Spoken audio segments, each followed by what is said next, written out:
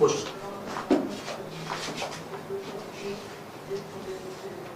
Alia friend, right? আচ্ছা, interview বোর্ডকে আপনার সম্পর্কে কিছু বলুন। স্যার, আমার নাম আলিয়া আফরিন। আমি পূর্ব মেদিনীপুর জেলার তমলুক থানার অন্তর্গত শিমুলিয়া থেকে আসছি। আমি গ্র্যাজুয়েশন করেছি ইংলিশে 2018 সালে আমার কমপ্লিট হয়েছে।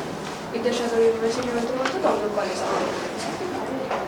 এছাড়া স্যার, তারপরে আমি কম্পিটিটিভ এক্সামের জন্য পড়াশোনা করছি এবং পিএসসি যেটা ফ্ল্যাগশিপ ছিল সেটা মেন্সে আমি পেয়েছিলাম। তারপরে আর টাইপিং টেস্টের জন্য ডাকা পাইনি। পরবর্তীতে আমি এটা পেয়েছি, এটার জন্য আমি চেষ্টা করছি। এছাড়াও বিশেষের জন্য পড়াশোনা করছি। ডব্লিউবিসিএসের জন্য। বেশ। আপনার বাড়ি হচ্ছে মেদিনীপুরে, পূর্ব মেদিনীপুর। পূর্ব মেদিনীপুর থেকে এখানে এখন ডাইরেক্ট এলেন? হ্যাঁ। কিভাবে এলেন? আমি প্রথম বাসে এসেছি, কোনা পর্যন্ত, কোনা থেকে ডানলপ থেকে এটা অটো করে। বেশ। খবরের কাগজ পড়া হয়? হ্যাঁ স্যার, আমাকে পড়া হয়। আজকের একটা অন্যতম খবর কি, হেডলাইন বা ফার্স্ট পেজে আসতে পারে এরকম খবর? স্যার, প্রথম একটা খবর যেটা আজকে দেখেছি সেটা হলো সব ব্যাংক হলো, ইউকো ব্যাংক বা আর সব ব্যাংকের বিলগ্নীকরণের খবরটা পড়েছি। এছাড়া দীঘায় যে জলোচ্ছ্বাসের খবরটা সেটা একটু দেখেছি। বেশ, তাহলে খবরের মোটামুটি কাগজ পড়েন যখন, এই সপ্তাহে নিশ্চয়ই খেয়াল করেছেন যে ভারতবর্ষের অশোক স্তম্ভ নিয়ে সেন্ট্রাল ভিস্তায় একটা বিতর্ক চলছে। বিতর্কটা কি একটু বলতে পারবেন? স্যার, নতুন যে ওই অশোক চক্রটা লাগানো হয়েছে, তো সেখানে দেখা যাচ্ছে যে সিংহের যে মূর্তিটা একটু অ্যাগ্রেসিভ দেখাচ্ছে। মানে আমাদের তো অশোক স্তম্ভটা একটা শৌর্যের প্রতীক বা একটা বীরত্বের প্রতীক, তো সেখানে দেখা যাচ্ছে একটু একটু আক্রমণাত্মক ব্যাপার দেখাচ্ছে। মানে মুখটা হাঁ করা আছে এরকম দেখাচ্ছে, বা পায়ের পেশিগুলো একটু মাংসলো দেখাচ্ছে। তো সেটা নিয়ে বিতর্ক চলছে। এই অশোক স্তম্ভটা কোথায় স্থাপন করা হয়েছে? দিল্লিতে।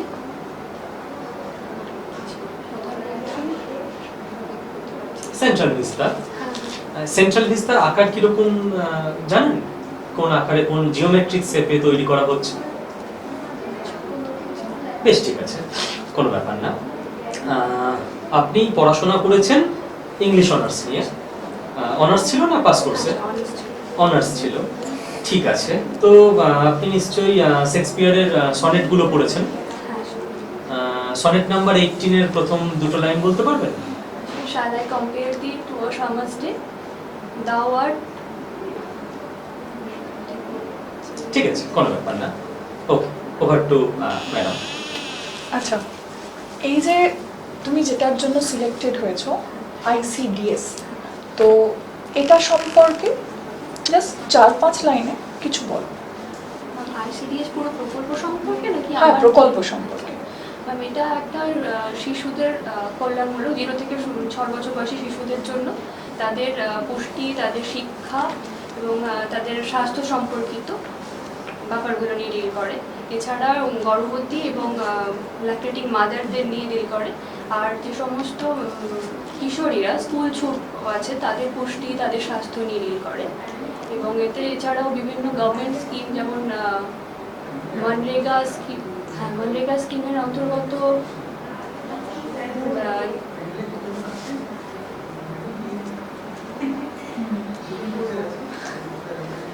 মনরেগা এমপ্লয়মেন্ট রিলেটেড স্কিম ছিল। আচ্ছা, এটা কোন সালে ইন্ট্রোডিউস করা হয়েছিল? 1975 সালে। এটা কি কন্টিনিউ ছিল নাকি ডিসকন্টিনিউড পার্ট? মাঝে কিছু বছরের জন্য ডিসকন্টিনিউ হয়ে গেছিল। দিয়ে আবার কবে থেকে শুরু করা হয়? Any idea? আচ্ছা, বেনিফিশিয়ারিজ লিস্টে মানে কারা কারা এই প্রকল্পের সুবিধাটা পাচ্ছে সেটা আরেকবার বলো। 0 থেকে 6 বছর বয়সী শিশু, গর্ভবতী আর প্রসূতি মা, এছাড়া 16 থেকে 45 বছর বয়সী মহিলারা, 50 বছর বয়সী মহিলারা এই সুবিধা পেয়ে থাকে। এখানে কি শুধুমাত্র নিউট্রিশন ব্যাপারটা দেখা হয় নাকি অ্যাডিশনাল আরও কয়েকটা জিনিস এর মধ্যে ইনক্লুডেড রয়েছে? পুষ্টির ব্যাপারটা আছে। এছাড়া যাতে শিশুদের মানসিক বিকাশ ঠিকঠাক হয় তার জন্য নন ভার্বাল এডুকেশনের ব্যবস্থা আছে। হ্যাঁ, নন ফর্মাল এডুকেশন ব্যবস্থা আছে। এছাড়া ঠিকঠাক টিকাকরণের ব্যবস্থা আছে, ইমিউনাইজেশনের ব্যবস্থা আছে। আচ্ছা, এই প্রজেক্টটা কার? প্রজেক্টটা কেন্দ্রীয় সরকারের প্রজেক্ট। তাহলে তুমি রাজ্য সরকারে কেন চাকরি করো? এটা 60-40 বেশি আছে, সেন্ট্রাল গভর্নমেন্টের 60 আর স্টেট গভর্নমেন্ট থেকে 40%। এটা কি ইউনিফর্ম এই রেশিওতেই আছে 60-40, নাকি কোনো চেঞ্জেস রয়েছে স্টেট ওয়াইজ? পশ্চিমবঙ্গের ক্ষেত্রে ওটা 60-40 আছে।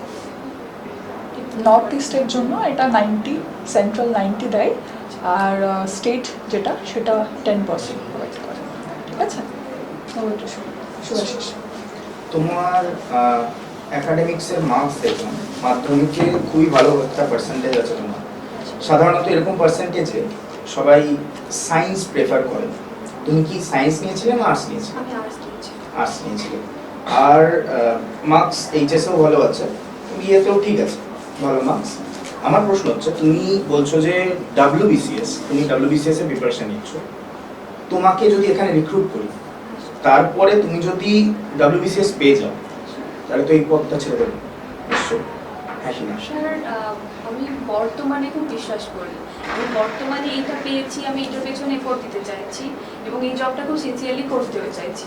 এরপরে যদি আমি কখনো ভবিষ্যতে বেটার পাই, তখন আমি ডেফিনেটলি চেষ্টা করব, বা আমার ফ্যামিলির ব্যাপারটা দেখবো, অর্থনৈতিক ব্যাপারটা দেখে তখন আমি ডিসিশন। কিন্তু তোমাকে জব দিলে যে একজন আরেকজন বেকার হয়ে যাবে, তুমি হয়তো বিসিএস পেয়ে যেতে পারো, তুমি যথেষ্ট এলিজিবল ক্যান্ডিডেট এটার জন্য, তো তোমাকে যদি এখানে দেওয়া হয় তো একজন আরেকজন বেকার হয়ে যাবে, এই পদটা খালি হয়ে যাবে। স্যার, সেটা তো ভবিষ্যতের ব্যাপার এবং সেখানে তো খুব আনসার্টেনটি আছে। আমি এখন এটা পেয়েছি, তো এটা নিয়ে আমি ফিল করতে চাইছি, এটা নিয়ে একটু ফোকাস করতে চাইছি। ফাস্ট ফুড কাকে বলে? আর যেটাতে অদ্রবণীয় ফ্যাটের পরিমাণ বেশি থাকে, বা যেটা আমাদের ক্ষেত্রে ক্ষতি করে, যে সমস্ত খাবার। ফাস্ট ফুড মানে কি, মানে ক্ষতিকারক খাদ্যই হয় সবসময়? না, ফাস্ট সুষম ফুড। খাদ্যের মধ্যে যে রেসিপিটা মেনটেন করা হয় সেটা বোধহয় পুরোপুরি থাকে না সেখানে। এবার ফাস্ট ফুড শব্দটা কোথা থেকে প্রথম স্টার্ট হয়? কোন একটা কোম্পানি থেকে স্টার্ট হয়েছিল, কোন একটা কোম্পানি যখন ওপেন করেছিল তখন থেকে স্টার্ট হয়েছিল এই ফাস্ট ফুড শব্দটা। জানো কি কোম্পানিটার নাম? ম্যাকডোনাল্ডস। আচ্ছা, এটা থেকে জাস্ট আমি একটা কোয়েশ্চেন করছি। ফাস্ট ফুডের অপোজিটে স্লো ফুড ইন্ট্রোডিউস করা হয়েছে, তো সেটা কোন কান্ট্রি করেছে? ফাস্ট ফুডের যে ক্ষতিকারক ব্যাপারগুলো আছে সেটা এলিমিনেট করার জন্য স্লো ফুড ইন্ট্রোডিউস করা হয়েছে ইটালি। ফাস্ট ফুডে আমি দুটো ফাস্ট ফুডের নাম বলছি, একটা হচ্ছে বার্গার আর একটা হচ্ছে স্যান্ডউইচ। স্যান্ডউইচকে হেলদি ফাস্ট ফুড হিসেবে ধরা হয়, লোকে ইনটেক করে থাকে হেলদি ফাস্ট ফুড হিসেবে, আর অপরদিকে বার্গারকে বলা হয় আনহেলদি ফাস্ট ফুড। কেন? স্যার, স্যান্ডউইচের মধ্যে ফ্রাইড ব্যাপারটা থাকে না, সব র ভেজিটেবলস থাকে, আর ওটার মধ্যে ফ্রাইড জিনিসপত্র থাকে। যেমন যেমন উপরের ব্রেডটাও আই থিঙ্ক ফ্রাই করা হয়, বা ভেতরের যেটা থাকে সেটাও ফ্রাইড থাকে। আর স্কুলে যে মিড ডে মিল দেওয়া হয় সেখানে বেশিরভাগ খিচুড়ি প্রেফার করা হয়, বেশিরভাগ স্কুল খিচুড়ি প্রেফার করে। দুটো কারণ থাকে আমার বলে আমার মনে হয়। প্রথমত, খুব কম মূল্য ধার্য করা হয়, তো সেক্ষেত্রে হয় কি আলাদা আলাদা সবজি বা মাছ মাংস দিলে সেক্ষেত্রে কস্টটা বেশি যায়। আর দ্বিতীয়ত, অনেক সময় হয় কি বাচ্চারা সবজি পছন্দ করে না বা খায় না, সেটা খিচুড়ির ক্ষেত্রে হলে বোধহয় একসাথে খেয়ে নিতে পারে, সুস্বাদুভাবে খেয়ে নিতে পারে। আর মানে খিচুড়ির মধ্যে যে কি কি পদার্থ ব্যবহার করা হয়, মানে খাদ্যবস্তুর মধ্যে আমি যদি দেখি ক্যালোরি হিসেবে, মানে যার ক্যালোরি একটা পরিমাণ আছে, এরকম কি কি বস্তু ইউজ করা হয়? চাল, ডাল, সবজি, সয়াবিন, সামান্য তেল, ঘি। তাহলে এই প্রত্যেকটা যে খাবারগুলো বলে, খাদ্যবস্তুগুলো ইউজ হচ্ছে বললে, এগুলো কোনটা প্রোটিন, কোনটা ফ্যাট আর কোনটা কার্বোহাইড্রেট, এটা বলি। চাল ডালটা শর্করা হবে, ডালটা প্রোটিন হবে, আর সয়াবিনটা প্রোটিন হবে, আর শাকসবজির মধ্যে বিভিন্ন রকম ভিটামিন আর মিনারেলস থাকছে। ঠিক আছে, আমার তেল বা ঘিটা ফ্যাট জাতীয়। ওকে, আপনি মনরেগা প্রকল্পের কথা বললেন। মনরেগার ফুল ফর্ম কি? Mahatma Gandhi national rural employment guarantee scheme. লাস্টে এ আছে, মনরেগা। আর আপনি যেটা বললেন যে আইসিডিএস প্রকল্প স্টার্ট হয় 1975-এর 2রা অক্টোবর। 2রা অক্টোবর দিনটা কিসের জন্য বিখ্যাত? মহাত্মা গান্ধীর জন্মদিন। বেশ। আরেকজনের জন্মদিন আছে।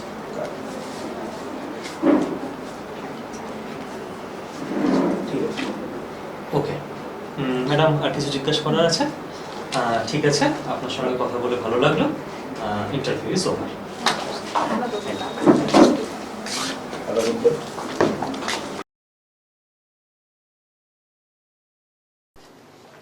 বসুন।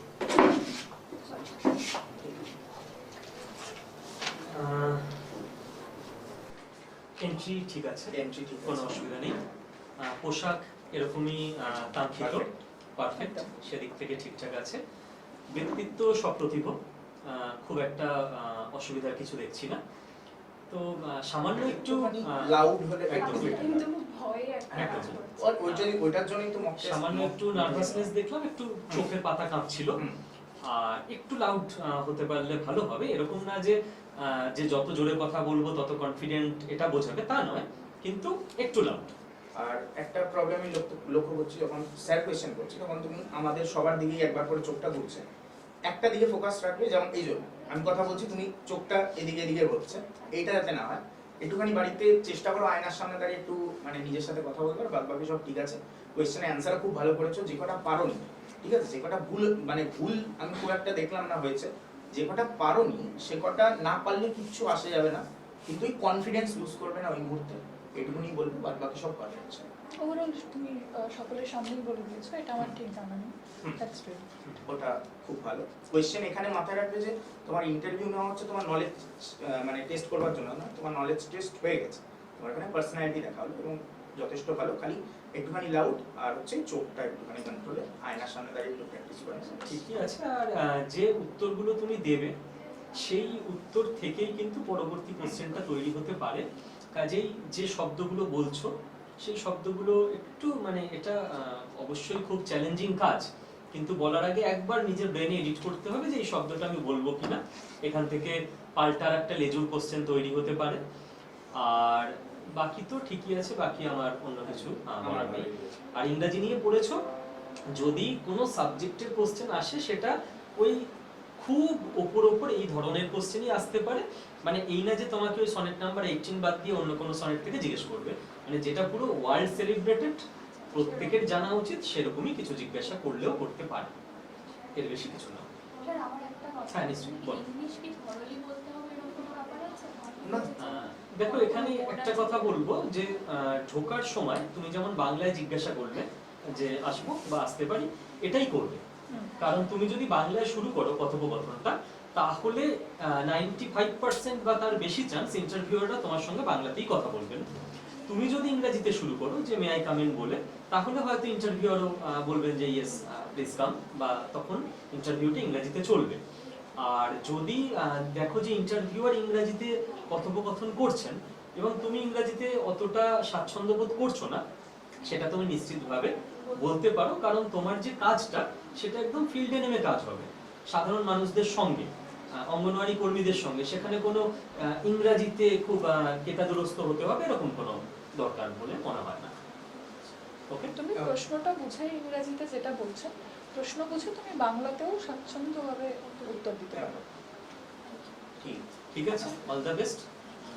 ভালো করে আশা দাও। রাখছি সিলেক্ট হতে হবে, আমার যতদূর মনে হচ্ছে হয়ে যাবে। হয়ে যাবে।